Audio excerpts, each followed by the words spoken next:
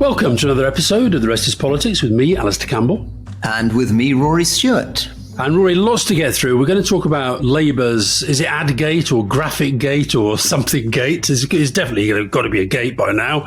We're going to talk about Russia and Ukraine. We haven't really talked about our friend Vladimir for quite a while. We should probably talk about what's happened in Nicola Sturgeon's garden.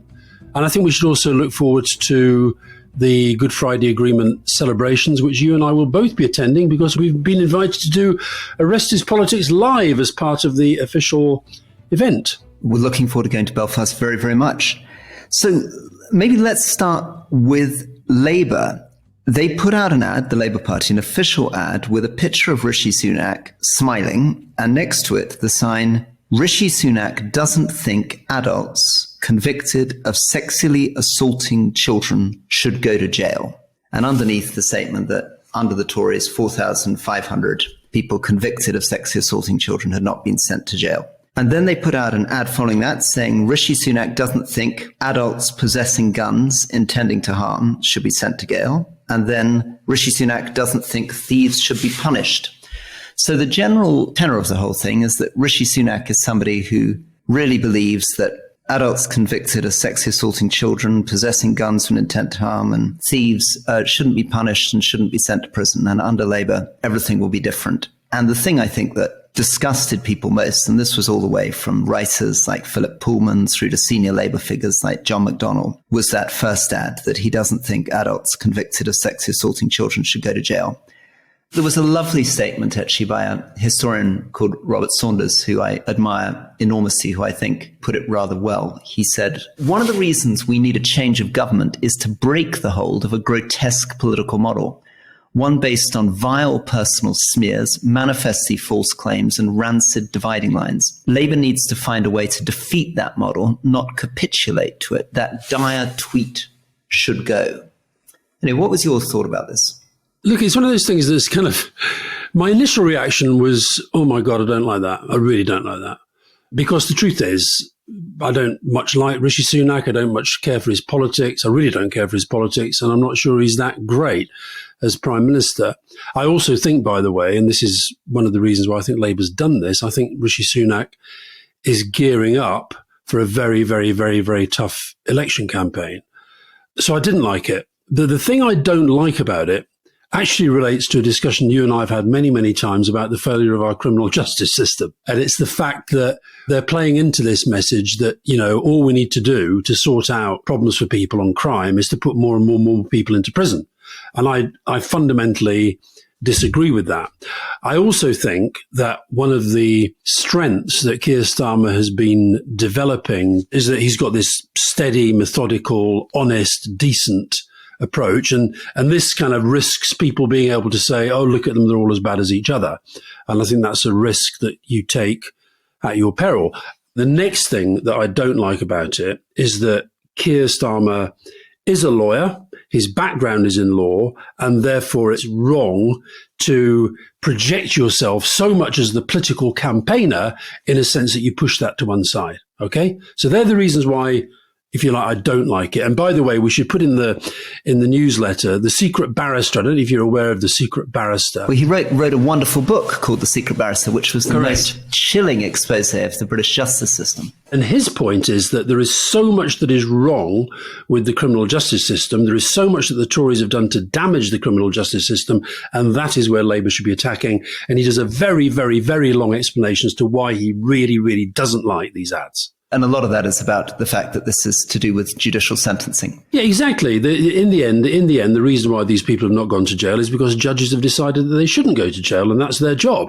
So the reasons why I think I have a better understanding, as this row has kind of developed over the last few weeks, the first thing is I remember when Keir Starmer, you know, Keir Starmer's missions, one of the missions relates to crime, and he made a big speech about crime and criminal justice a few weeks ago, which I read in full, and I thought, that's quite a good speech. That's a really interesting, thoughtful speech. I checked. I don't think it got into a single news bulletin. So here's the leader of the opposition trying to make crime and criminal justice a big issue, and it didn't even get on the news. So the first point about this is they have decided that if they're going to get heard on these issues, then they're going to have to go a bit over the top. And now they're going to get heard on other issues. The second thing that I think this relates to is that the Tories have now they've had 5 prime ministers in 6 years. And like Truss, like Johnson, Rishi Sunak is trying to say, I'm a new prime minister, therefore what goes before me doesn't count.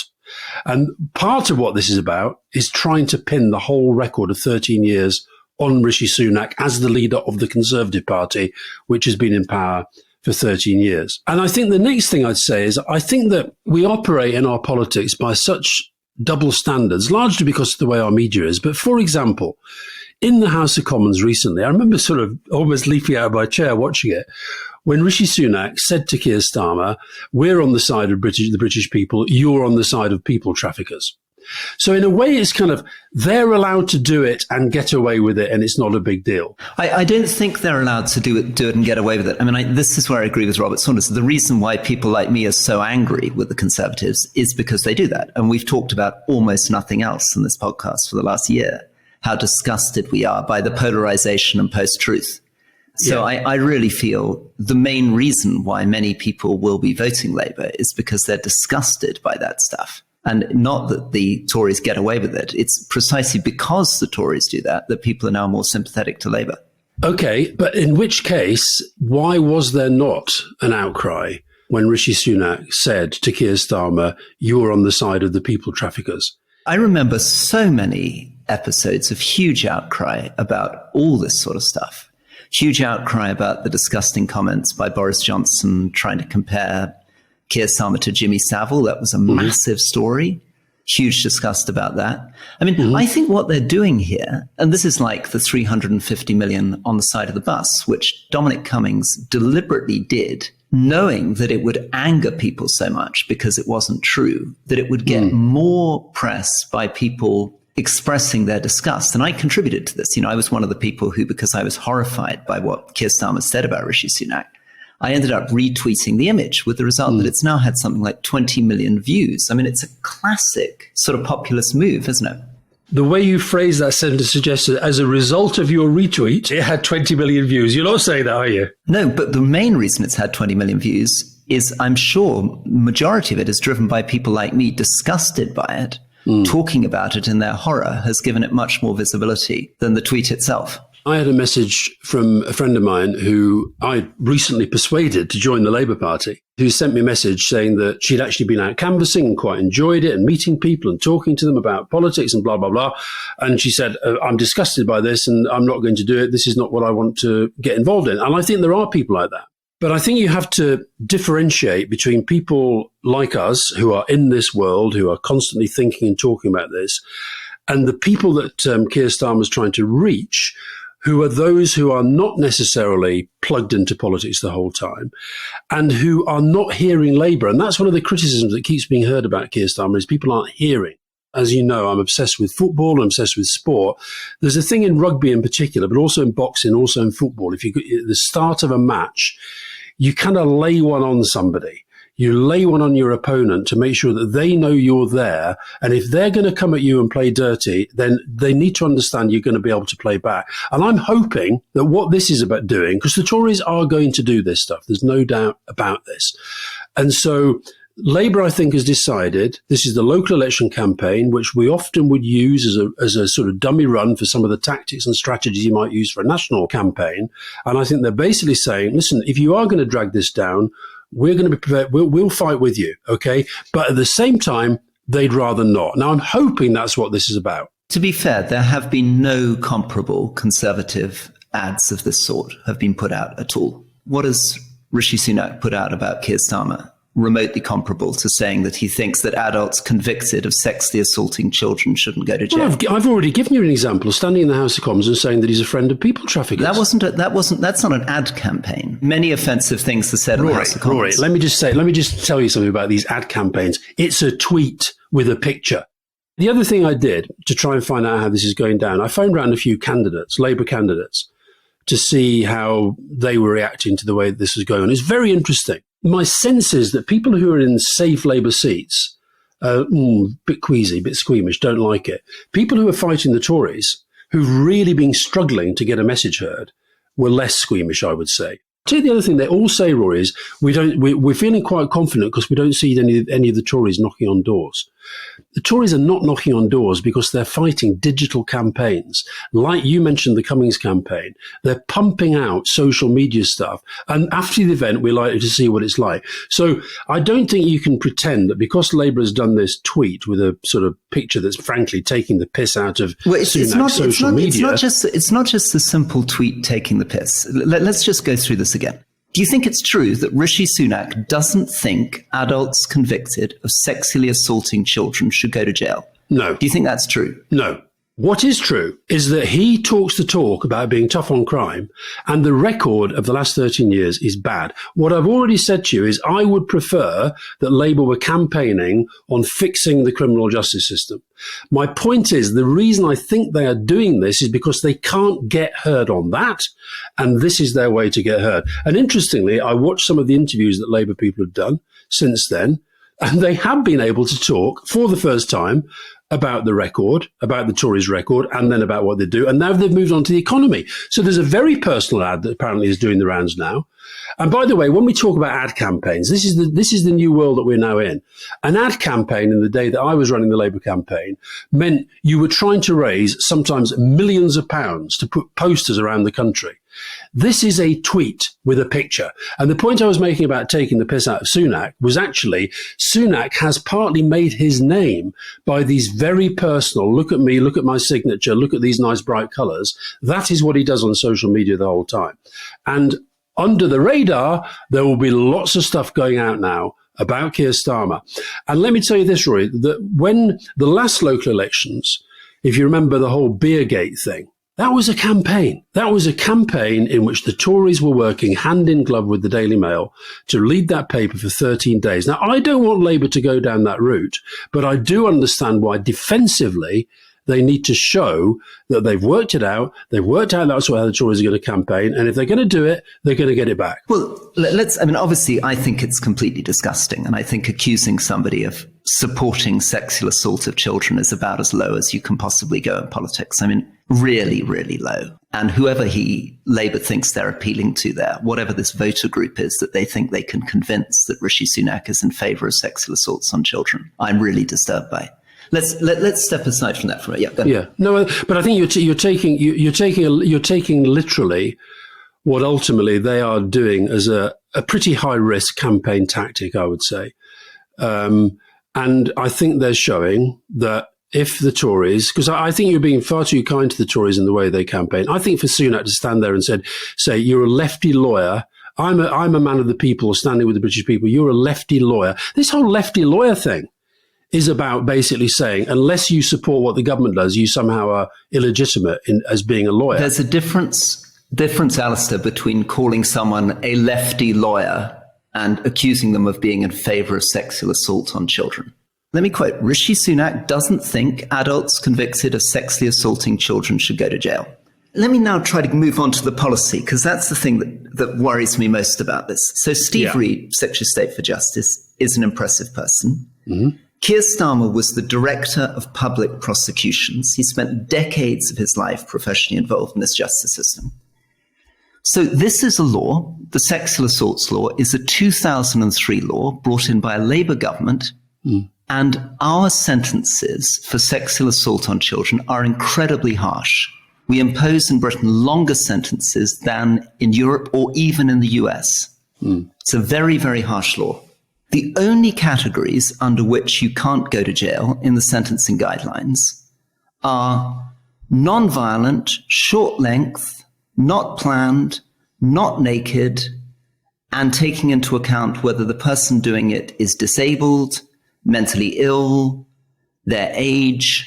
In other words, the 4,000 people who have been given community sentences instead of being sent to jail are people who judges who have thought very carefully about the individual case have concluded. I agree. Perhaps in this case, the individual is mentally ill. Perhaps in this case, this was a non-violent interaction. And anything that involves touching naked genitalia, penetration, all these things have an automatic custodial sentence. The reason, though, I'm getting so wound up is that I think the reason I left the Tories is I hated this kind of politics. And we talk a lot about post-truth and polarization. And these ads are post-truth and they are polarization. And I would prefer, so for example, I read somewhere that one of the people involved in the team that's put this together has advised the Australian Labor Party. I don't know if that's true, but the Australian Labor Party, interestingly, we mentioned recently the New South Wales campaign. They fought a very, very positive campaign. They had the Murdoch papers trying to destroy them, and they won. And at the end of it, the outgoing Liberal, their Tory candidate, and the incoming Labour guy, they shook hands and said that was a great campaign. And I'd love to be able to think we could get back to that, okay? I don't think that's going to be possible with Lee Anderson-type politics running the Conservative campaign. And I think Labour are just signalling, if you go down that route, well, regrettably, we're going to go down with you. And I hope this is a warning shot on that rather than an indication of the sort of election campaign we're going to have, because if it is, then I'm with you. Should we talk about Russia? Let's talk about Russia. We disagreed there fairly agreeably, I'd say, fairly agreeably. Now, the reason I wanted to talk about Russia is that we haven't really talked about Ukraine for a while. But I was trawling through Der Spiegel, which I do every day. And I came across this week two really fascinating pieces of journalism. The first is my favorite podcast after our own, obviously, is 8 Milliarden, which is the Spiegel foreign policy podcast. And they had an interview with a guy called Kirill Martinov, who is he's a former philosophy teacher. He now lives in Riga in Latvia, from where he runs Novaya Gazeta Europe, and the Novaya Gazeta is a well-established Russian newspaper. The editor, the founder of it, it's been going for about 30 years now. He won a Nobel Peace Prize for his kind of contribution to democratic debate in Russia. They've obviously, like everybody else, where it's now illegal to call the invasion an invasion or to say that it's a war, it's a special military operation. So these guys have decamped to Riga. And it was fascinating to listen to this guy. And by the way, although it's in German, the interview itself, if people want to listen to it, is in English. And the guy then, Olaf Hauser, who's the presenter of the podcast, he then translates it. But the interview itself is in English. And it's a fascinating listen, not least because he talks about how he assesses Russian public opinion. He basically thinks there's a third of people who are very, very, very concerned about what this is doing to Russia and the world. They're against the war, but they have to keep their mouths shut. The majority, he thinks, are people who just want to live their lives and be left alone. And then there's a third, a minority that is passionately supportive of Putin. And his description of these chat shows or current affairs shows, he talks about this guy Savalyov, who he gives this chilling account of the formula of these programs. Show a Putin speech, then have 6 men, nearly always men, he says, sitting around discussing who loves Putin the most. And it's sort of like a show of strength for Putin. They talk about him in terms that, most people would talk about God. And then finally they get to a discussion about nuclear weapons and how we need to use nukes. They often talk about London as being the place they ought to nuke first. I really recommend people listen to the guy, because and also it's just such courageous journalism as well. I mean, we slack journalists quite a lot on this podcast, but this is real courage. These guys doing what they're doing from Riga. Part of this extraordinary macho culture is revealed in Dmitry Medvedev, the former Russian president from 2008 to 2012. Extraordinary tweet, which you may have seen. Oh, yeah, I did, yeah. Why will Ukraine disappear? Because nobody knows it. And it's written in this very, very weird sort of combination of kind of 1920s shock horror, cheap prose, permanently put the nouveau Ukrainian blood-sucking parasites on the decrepit EU's arthritis-crippled neck. And then the military and sanction campaigns are attempted for PR by political blabbermouths who long ago attested to their impotence and imbecility. It's really, really weird. Russia doesn't need Ukraine, a threadbare quilt, torn, shaggy and greasy. We don't need Unter Ukraine. We need big, great Russia. Nobody on this planet needs such a Ukraine. That's why it will disappear. It's very kind of weird language, particularly from a former president. But it's sort of there's a sort of scatological element to it, kind of horrible, kind of gruesome delight in language. One of the things this guy Martinov talks about is that Putin is surrounded by people constantly looking for his approval, telling him the things he wants to hear. And the second thing, which it wasn't a Spiegel product, but I read about it there, is an interview with a guy called Gleb Karukalov.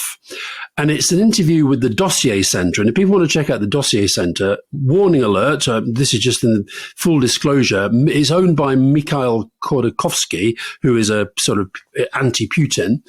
But Der Spiegel and some of the news agencies have checked this guy out, and they're sure that he is who he says he is. And it's an interview with a guy who was in the presidential guard, and he was essentially responsible for the security of communications around Putin when he was traveling. And he's now defected. He went to Kazakhstan on a business trip, and he fled to Turkey with his family. And he calls Putin a war criminal. He calls him a genocidal terrorist. But he gives some fascinating insight into how he lives. He says he's never, ever, ever seen Vladimir Putin with a mobile phone.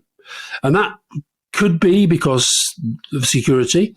He says that everywhere they travel with this 2.5 meter high cube. And the cube is a place that is, wherever they are in the world, they know that Putin can communicate from in there, they believe, securely. He doesn't use the internet. He gets all his information from his close circle. And he thinks that explains why he underestimated the difficulties of the Ukraine invasion, because everybody close in his circle was telling him what he wanted to believe. There's another fascinating detail. I shouldn't laugh, but he's got these various residences around the place. And he works in these residences, and he's often filmed in these residences, but they're identical. So he's got the same residency, the same office in St. Petersburg as he has in Sochi. And sometimes, he says, they will send out planes and motorcades that are empty of Putin because he wants the world to think that he's on the move, but he's not. He stays in the same place. He said he's paranoid about being attacked, paranoid about being betrayed. He's got his own train. I didn't know that one. He's got his own train which is grey with a red stripe. If you or I were called in to see him, Rory, even for 20 minutes, we'd have to go into quarantine full quarantine for 2 weeks beforehand. It's a fascinating listen. It's about an hour and a half long. You can get it with subtitles, or there's a printed version as well, which we'll put in the newsletter. But it's very, very interesting. I've been reading an article by a guy called Alexander Matovsky on Putin's popularity. And he says that there are some very well-respected independent polling companies in Russia. You shouldn't assume that all polling in Russia is fake, and there are reasons for that. One is that these companies are often under a lot of pressure from Putin, and also because they often report things which are unflattering to Putin. But the one thing that has been consistent is his extraordinary popularity and just how enduring it's been. Net popularity ratings between 60 and 80% compared to the normal US president, who has a net popularity rating of 20 to 30%, to put it in sort of contrast. And this is one of the reasons why actually he has been winning elections often with much less coercion than people would expect. And he tries to get into the question of why Putin is so popular. And bizarrely, it's nothing to do with his performance. It's to do with two things. It's to do with the trauma of what happened after the collapse of the Soviet Union. So the Russian economy went through a collapse twice as bad as the impact of the Great Depression on the European and American economies. It lost half its GDP and, of course, lost an enormous amount of its territory. So that humiliation. And secondly, a sense that they need a strong man to give them hope. And what he's somehow projecting, and has managed to keep going astonishingly for decades, is, I haven't delivered much for you yet, but I'm the only guy who's going to be able to deliver for you in the future. And how on earth he does that, I think, is a real mystery. Rory, I think surely, I have not read this article, I'd like to read it, but surely he accepts that in what essentially has become, and this guy, Kirill Martinov, he describes it as it's now a fascist state. Can you really get into proper polling? Can you really expect people to say what they think? Well, what Matovsky points out is that in the same polls, when they do blind polls and ask them about things like corruption, they say corruption's very bad in Russia. When they ask them about Putin's economic record, they say it's not good. When they ask about inequality, they say it's getting worse. But they like him. Funnily enough, the former security guy who fled, Karukolov, he said that what tipped him from feeling a little bit uneasy about Putin to an absolute sense that this just is unacceptable and I have to do something was when he went on a trip to Crimea with Putin after the referendum. I think it was 97% or something backing the annexation. And he said he went out and started talking to people and he found actually there was an awful lot of opposition. And he said that's when his alarm bell started to ring. He believed that this was a real referendum. And he said he went home and he started discussing it with his parents and said he was really worried because he felt that Putin was just lying about all this stuff. And he said, rather than them being supportive parents, they were incredibly angry with him. And they accused him to his face of being a foreign agent, which, of course, is a crime. And he said that they've actually not exchanged a word since he fled. And he ends the interview with a big appeal to his former colleagues who are looking after Putin. And he accepts, by the way, that Putin in his close circle has like 100% support. These are people who are absolutely firm believers in the whole Putin project, whatever that may be. But he appeals to them that the only way this is going to be stopped is if the people close to Putin stop being silent. Well, here's another little plug for a book. So a book by Joshua Yaffa called Compromise in Putin's Russia. So that tries to focus in on particular individuals and look at how they manage these kind of trade-offs in their personal life. As you say, how the captain relates to his parents, how he relates to his workmates. One of the central characters in the book is a zookeeper in Crimea, trying to talk through the way that he engages with Putin's Russia and thinks about it. I mean, there is it's interesting. I don't know, maybe it's the deep investment in Soviet studies in the 70s and 80s, just how much high quality work there is on Russia. I mean, there are dozens of books out there. A good book by Timothy Snyder called Road to Unfreedom, but dozens of really good books looking at this very, very odd phenomenon, which is how Russia, which in 1989, 1990, 91, the plurality of the population, more people than not, really wanted to move in a liberal democratic direction, how that's shifted towards a world in which they think Russia needs to be ruled by a strongman, and how all these individual stories have got there. The journalist guy, Martinov, he's asked by the Spiegel guy whether he thinks that Putin believes the propaganda that he puts out. And he says, I'm pretty sure he does believe in his own narrative because he doesn't understand the country he rules. He's surrounded by artificial views about what that country is. He gets no real information. He only gets information from his advisors. Maybe your point there is an interesting one, isn't it? That when you don't have a phone and you don't connect to the internet, that protects you from people hacking into you. But it means that you simply can't be reading social media, Googling, doing any of the things that most of us are doing to stay on top of what's happening out there. No, but it's worse than that. He's being told by everybody that he's an absolute genius and people think he's doing marvellous things for the country and for the world. Yeah. All right, Rory, let's take a quick break and we're back in a minute.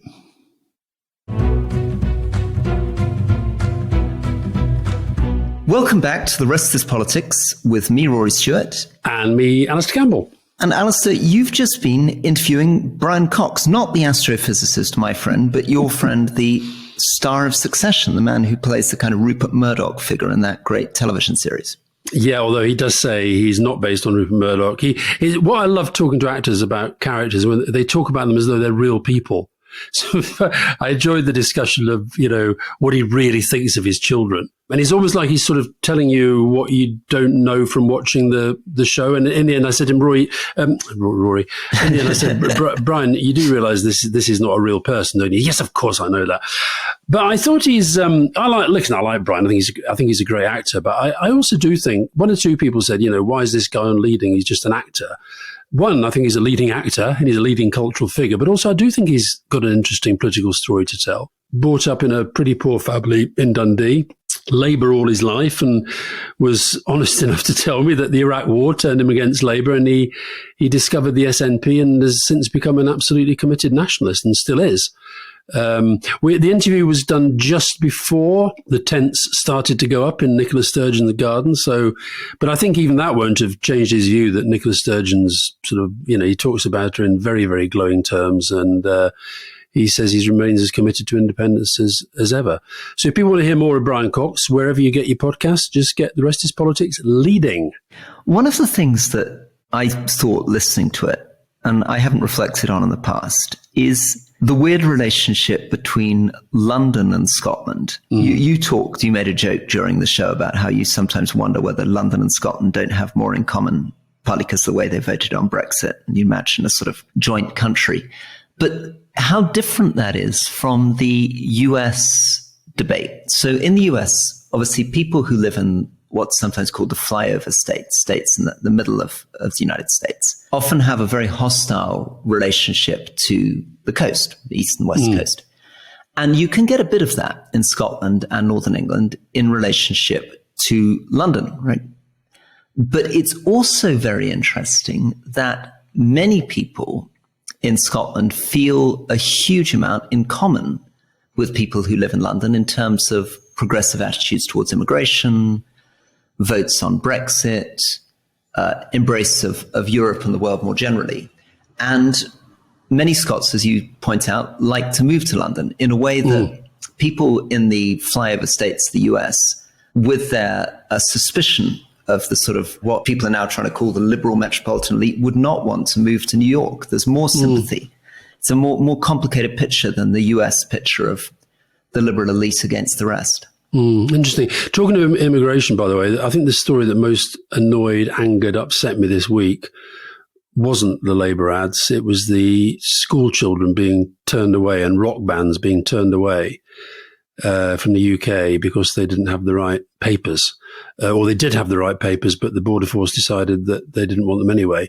I mean, school trips, it seems to me that school trips are going to become a thing of the past if we're not careful. School trips from European kids coming here. And where were they from, these children? They were in a school in France. They had identity cards from France, but their passports were because of their parents' nationality. I think one was Georgian, one might have been, I can't remember what they were. One was Africa, one of the African countries. Because they weren't EEA nationals. Yeah, exactly. So, but up until now, they've been fine to come as school parties, but now that's all changed. And it's hitting us massively in tourism now. There's a thing in one of the papers last weekend about how the big museums in Paris are talking about a Brexit boom with Chinese and Japanese tourists because they're finding it so difficult to get to the UK now. So they go to Paris and base themselves there instead. Yeah, yeah. So that's Brian Cox. He was very critical of your friend Prince Charles, King Charles. I thought feudalism. Talked about feudalism. I did slightly listening to it, wish I'd been on the show. I think you gave him a little bit too much of an easy time. I think he had some bonkers ideas there.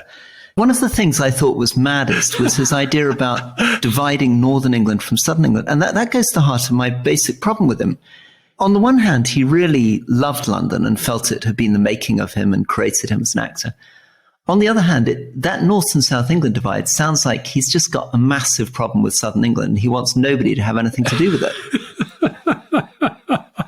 Rory, I have to tell you, as I was leaving his very nice flat in Primrose Hill, his departing words were, "Do give my regards to Rory Stewart." I've met him a couple of times. I think he's a very, very good chap. So now here you are just slagging the guy off. Now, I think, Rory, your big problem with him is actually that he talked about our obsession with the royal family being a form of feudalism. Well, I definitely am a big supporter of the monarchy, an unashamed supporter of the monarchy. Right.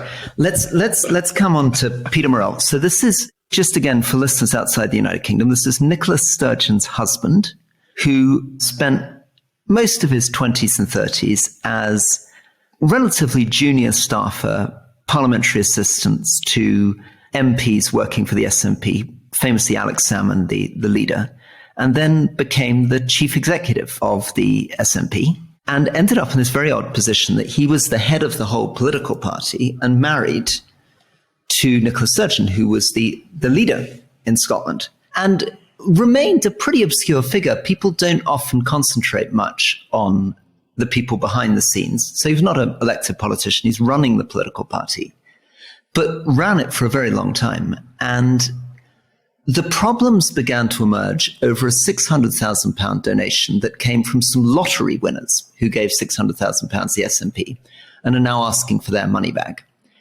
In the course of which Peter Morrell, Nicola Sturgeon's husband, lent £100,000 to the Scottish Nationalist Party for an unexplained reason. And since then, there have been a series of scandals. There's a scandal about him lying about how many members there were in the SNP, which led to his resignation. The police have then taken him in for questioning. His mother's motorhome, which is worth over £100,000, was taken in on Wednesday morning. And Joanna Cherry, who was somebody I knew quite well, who was an SNP MP in the House of Commons at the same time as me, said this is absolutely par for the course, that she's never in all her life seen such lack of transparency as she saw in the senior figures of the SNP, that she'd served on many boards. But the total lack of transparency amongst the SNP went a long way beyond just the chief executive being married to the leader, that it was a very, very opaque system. Anyway, what are you picking up on it? Well, you've mentioned that several times before, the oddity, as you see it, of the leader of the party being married to the chief executive. And I think somebody told me, I don't know if this is right, that if the chief executive, for whatever reason, becomes unable to carry out their functions, that those functions pass to the leader. Or it might be the treasurer. I know there's some sort of weird setup there. I mean, I think the images of a lot of policemen and women charging into the Sturgeon's home and then putting up that tent. I presume that the tent was put up because they were bringing out evidence and they were putting the evidence there and they knew that there'd be media there. But it did, I mean, somebody said on Twitter, it's all going very Fred West up there. It did look like a sort of like a murder scene rather than and then there was all this sort of, I don't know, why would they need to inspect the barbecue? Is that about burning evidence or something? And what was the significance of his shovel and his hoe? But I think it's impossible not to feel a little bit of sympathy for Humza Yousaf, who has taken over as the new leader. And since when, I've not been aware of a single thing he said that has not actually been about trying to keep up with this, which I think does pose a huge problem for him going forward and a massive opportunity for the Labour Party. Because what it feels like to me is this is maybe what the kind of thing that happens when one party's had a lot of power for too long. And they start to think that actually the normal process of political management don't really apply. And Humza Yousaf, in trying to differentiate himself, has said that there has clearly been a lack of transparency. There clearly have been problems in the way that the party's been run. And whether that then plays into what we talked about last week, whether people start to focus more, well, if they can't manage their own finances properly without the police being called in, what does that say about their running of the things that we rely on, public services and so forth? And it will also inevitably cast light back on Nicola Sturgeon's own resignation. People will begin to feel that she resigned suddenly in the way that she did because she will have been aware that some of these allegations might have been about to come out about her family. Even if that's not true, I don't know whether that is why she resigned, but it certainly will begin to look a bit odd that all these things are coming out a few weeks after she resigned. And Kate Forbes, who was the challenger who ran Humza Yousaf closest to become the current leader, she and some of her supporters are saying that, look, he was the Nicola Sturgeon continuity candidate. They clearly decided to have a very, very truncated election because they knew something was coming and therefore the whole thing should be rerun. So, I mean, the thing is a complete and total mess on so many levels. I think I need to apologise just to listeners. You'll hear the call to prayer. Never apologise, Rory. Never apologise for it. It's wonderful. Lunchtime call to prayer coming. I think it's got actually a very beautiful voice. I was saying this to a Jordanian friend of mine who disagreed, but I think the muezzin here has a really, really beautiful voice. Is it the same? Is it a live thing or a tape? Yeah, I've got a live guy here. When I lived in Afghanistan for 3 years, I lived next to a mosque with a man with a slightly less beautiful voice who cleared his throat very, very noisily and loudly in the early hours of the morning. While we're on local and regional culture, I got a pretty stinging email from a friend of mine up in the Highlands, Rory, Peter Newman, who's from Ardnamurchan High School, saying that I was talking quite a lot of bollocks and you were talking total bollocks. These are my words, not his, by the way, when we talked about Gaelic last week. And that we were failing to differentiate when we were talking about the Welsh language between Gaelic and Gaelic learning. And they're two separate subjects. And in many, many local authorities, subjects are being delivered through the medium of Gaelic, which aren't necessarily in those figures that I read out. So there we are. He says Gaelic. So I think he wants us to say that actually Scottish Gaelic speakers are not that far behind Welsh Gaelic speakers. They're somewhere behind, but because the Welsh are counting people who are learning. Yeah. Welsh. He says nationally, over 5,000 children were educated through Gaelic in 2021. And then there are these children who are learning Gaelic, much as they might learn French, German, Italian, Spanish, or whatever. So we stand corrected on that. Peter, thank you for that, and give my very, very fondest regards to TJ. Now, should we talk a little bit about Ireland? Yeah, absolutely. We should move on to London. And just quickly, just to finish on Scotland, I think you made a number of interesting points. One is that this may be an opportunity for Labour. One of the things that is difficult in one party, it's not quite a one party, obviously it's not a one party state, but it has had a bit of a feeling of that. The SNP have been so dominant in Scotland for so long that people do begin to make strange mistakes. And of course, Scotland can feel, compared to the United Kingdom, as though its elite is quite small. You often feel in Edinburgh that everybody knows each other. The judges know each other. The senior police officers know each other. The politicians will know each other, even more than people would suggest in the United Kingdom. And I think the final thing is this thing we haven't talked about much on the podcast, but I'd like to do more, which is this whole question of conflicts of interest and us beginning to be more honest with ourselves and with others, that you can't have your husband or your wife in an important position professionally related to you, that it's very, very difficult, however hard you try, to be certain there isn't a conflict of interest, that you're not doing favors in odd directions. Well, it's certainly a mess. It'll be interesting to see where the polls head in the near future. And I think I said a few weeks ago, Keir Starmer has been making a lot of visits to Scotland, because part of the route to Downing Street for Labour has to come through a revival in Scotland. Very good. Now, Good Friday Agreement. This is something where I want to not talk, but ask you questions, because you were very, very strongly involved. And just before I do it, just to set it up for readers, listeners, my people, Good Friday Agreement was signed on Good Friday, 10th of April, 1998. It was the products of a Northern Ireland peace process that began in some ways in the 1980s, got underway properly in 1994, but really reached its final stages and its critical final stages when Tony Blair and yourself were in. And of course, the Good Friday Agreement was signed with you very deeply involved, along, I guess, with the European Union, with Bill Clinton, with Senator Mitchell. And it was really remarkable. Just one figure before I start questioning you. In 1997, a Queen's University Belfast poll found that although 90% of the population, both Catholic and Protestant, supported a negotiated settlement in Northern Ireland, only 25% thought there would be a settlement. And that was only 1 year before, actually a few months before the Good Friday Agreement actually came through. So can I step back to the first question? What do you think the secrets were of this thing? What made it work? And how has it, with all the challenges and messes, what's made it probably one of the most successful peace agreements that we've seen? Oh, Lord. It's interesting you mentioned Queen's there, because that's where they're hosting the event that we're going to be part of next week, which is going to be 3 days of commemoration, celebration, remembering the people who are no longer with us, but also, I hope, trying to work out how we can keep the thing moving in the right direction. I mean, there's lots of things that come to mind when you ask that question, but I think if there's one, I think it, to be absolutely honest, was a sense of fatigue on both sides. And I think without Sinn Féin, and particularly Adams and McGuinness, moving the direction that they did, and without the Unionists moving the direction they did, led by David Trimble, and then throw into the mix, you mentioned Clinton, you mentioned George Mitchell, I think throw into the mix two young, popular prime ministers of the UK and Ireland, elected roughly the same time, coming together with this as a priority, and then having the understanding of the importance of these big strategic poles.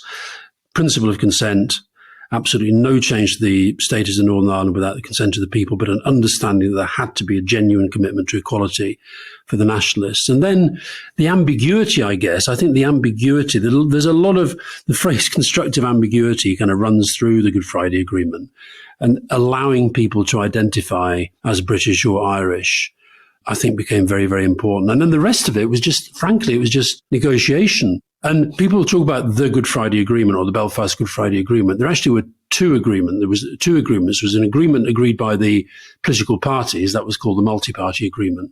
And then there was the British-Irish agreement, which was the agreement between the British and Irish governments. And the whole the whole time during the negotiations, this focus on Strand 1, Strand 2, Strand 3.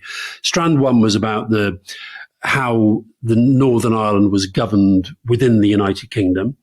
Strand 2 was the so-called North-South, which was the relationship between Northern Ireland and the Republic. And then Strand 3 was East-West, which was the relationship between the Republic of Ireland and the UK. And I think it was just the ability of this incredible collection of people. I actually think we talk a lot about how the characters in politics, I'm afraid they do matter. You might not want them to, but the personalities really, really matter. And there was something about those personalities that sort of made it work. And to this day, I can't really understand why it did, but it did. It's fascinating, isn't it? I was part of a commission called the Principles for Inclusive Peace.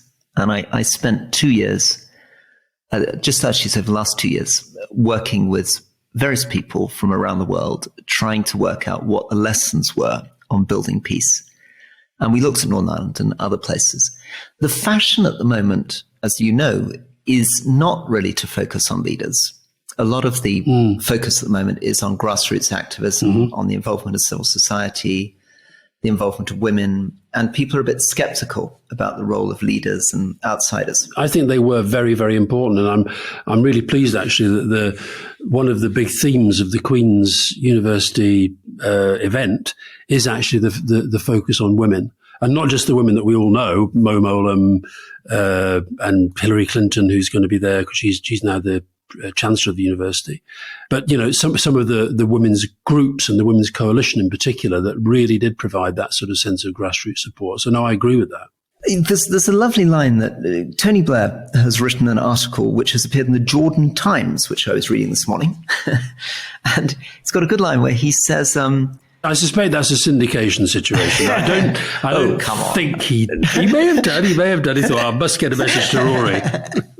I felt very, very flattered that Tony Blair written an article in the Jordan Times that reading this morning on Northern Ireland peace process. But he says that you should use outsiders, and that insiders often feel that outsiders don't understand the dispute. And Tony Blair has this rather nice line. He says, sometimes outsiders are key because not understanding the dispute is the key to resolving it. And I think his point there is that if you're an insider, you're just too caught up in too much knowledge about all the horrors that have happened over the previous decades. It's very, very difficult to step apart from that. And in a sense, it was a strength for the British government, the EU, the Americans, that they weren't as closely involved.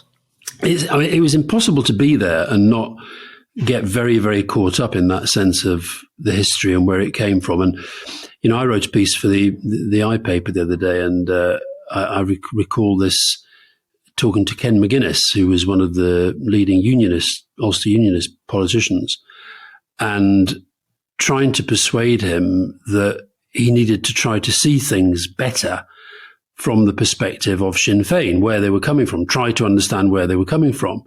And he said, well, it's all very well for you to say that, but it's quite difficult wandering around this building and you keep bumping into people who've been trying to kill you for the last X number of years. And that's the fact of it. That's what we were very conscious of a lot of the time. And I think that, the role that I think Tony in particular was able to play, partly because of his youth in the job, partly because of his commitment that both sides accepted was real, but also I think partly because he's just very good at that sense of taking somebody else's point, and maybe it's the lawyer in him, taking somebody else's point and then going to the other person. So I wrote in this piece about, I think I'm right in saying that David Trimble did not exchange a single word with Gerry Adams during the entire process that we were there in Castle. My goodness, I didn't know that. And there was one point at which David Trimble was in the gents having a pee, and who should walk in but Gerry Adams. And Gerry Adams, who was prepared to speak, said something like, "Hey, David, how are you doing?" At which point David Trimble managed to stop himself in mid-flow and disappear into a cubicle and lock the door. And I think the history of this, we talked about this, I think, almost a year ago on the podcast, remembering, and we'll remember this when we were at Queen's University Belfast, that Edgar Graham, who was a lecturer and a lawyer and a unionist and a friend and a colleague of David Trimble's, was chatting to a colleague in the middle of the Central Square in Queen University Belfast in 1983, and was then shot in the back of the head by people from the IRA. And as assault on a university lecturer in a university hall, a murder in that way is something that's very, very difficult to remember and process. No, absolutely. And, I can remember there were various points at which we were getting very angry and very frustrated with various parties as they were, pressing for more or refusing to see somebody else's point or refusing at points even to discuss somebody else's point. And I think this was another of Tony's strengths, was his ability to always to try to see it from their perspective. So, for example, I remember once when Adams and McGuinness were being particularly difficult about something, and of course they were leaving. There were various points at which they disappeared and left their phones and went off, and they were obviously talking to people within the IRA about whether they could get them across the line. And, Tony made the point that every time they go off there, they're running the not inconsiderable risk that they're going to get a bullet in the back of their head. And all of them had that sense, so we sometimes just trying to be the people in the middle. And I think that's what Tony and Bertie did extremely well. They were the people in the middle. But Bertie Ahern, for example, if you remember, his mother died during those few days, and he had to go down to Dublin to attend to that and come back and then back for the funeral and all that stuff going on. And yet at the same time, sit there often and just take a level of a kind of, abuse, frankly, from some of the unionists, because he was the leader of the Republic of Ireland. And I think one of the things that's forgotten in a lot of this, by the way, is, and of course there'll be a lot of focus on Ireland, North and South, but Joe Biden's trip to the Republic is going to get massive publicity for obvious reasons. And, the Irish did change their constitution to get the Good Friday Agreement through. They essentially, renounced the notion that the point of their constitution should be to fight for a united Ireland. And so there was a lot of big change went on. And if you go through, some of the issues, we talked recently about just some of the issues. So you've got, the whole issues of sovereignty and who's sovereign, discrimination, what you do with the paramilitary groups, policing, decommissioning, demilitarization, then all the civil and political rights that were being addressed. It was a massive, massive, massive agenda. And to get that signed and then to get the massive support for it, over 90% in the Republic and over 70% in the North. And then, as you say, despite all the ups and downs and despite Brexit and despite the undercurrents of violence that have been there and that we saw again a little bit at the weekend, it's still on track, apart from the fact that the institutions are not up and running. And the DUP, I really do wish would kind of make that final leap to say, look, we've just got to do what it takes to get these up and running. Well, it's such a lesson, isn't it? And I think this is something you've said a lot in the past, that it's not just a question of the signing of the document. It's a question of what happens in the years after and how long that took. I mean, Sinn Féin didn't accept the police service in Northern Ireland until I think the early 2000s. And the final weapons were only handed in sort of between 2001 and 2005. So it was a long old process requiring a huge amount of patience, when you and Tony Blair and others must often have felt huge frustration even after 98. You kind of felt this was done, because for the next 7 years it was touch and go a lot, wasn't it? No, I'd say that Northern Ireland became a permanent part of Tony Blair's agenda. And, the fact that Jonathan Powell, for example, who was Tony's chief of staff, but he was also his chief negotiator on Northern Ireland. So Jonathan he's constantly backwards and forwards. And before him, John Holmes, a civil servant who was absolutely brilliant and so important in those early stages. But no, it became a never-ending process. And the Good Friday Agreement, in a sense, was the high point. But then there were plenty of low points thereafter, and plenty of challenges that were met. And Rishi Sunak's now the Prime Minister, and he's got to get the thing back on the road. I mean, we'll do a lot more on this in the coming weeks, and obviously we'll do a lot more when we're in Belfast, and hopefully interview some people involved as well.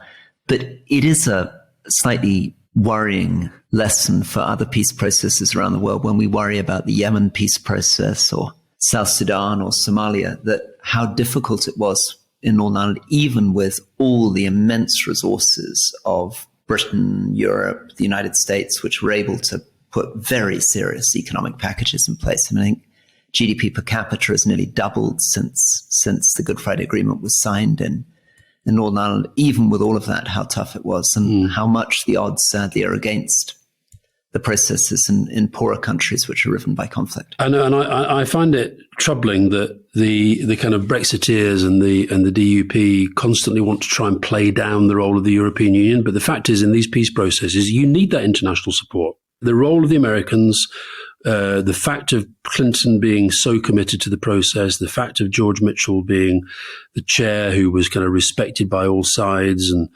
able to kind of bring his wisdom and patience to the whole thing, it was that really mattered. And then likewise, some of the economic progress that was delivered with the help of the European Union, it's not to be sniffed at. And I think any of these processes that you're talking about, they require international support and international backing. And I don't, you could argue that without that the Good Friday Agreement might not have happened, and certainly wouldn't have endured in the way that it has.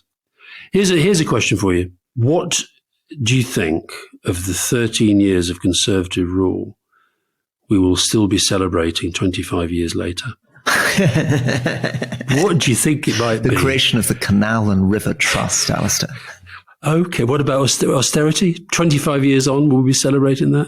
Maybe gay marriage, but the foundations for that were well laid by the time. And normally we would have said 0.7% for international aid, achieving that target, but unfortunately they then destroyed that. That's gone. Yeah. Well, Alastair, I think let's move towards a close, and let's maybe pick this up again when we get to Belfast. Yeah, that's when I shall see you there. See you there. Bye-bye. Take care. Bye.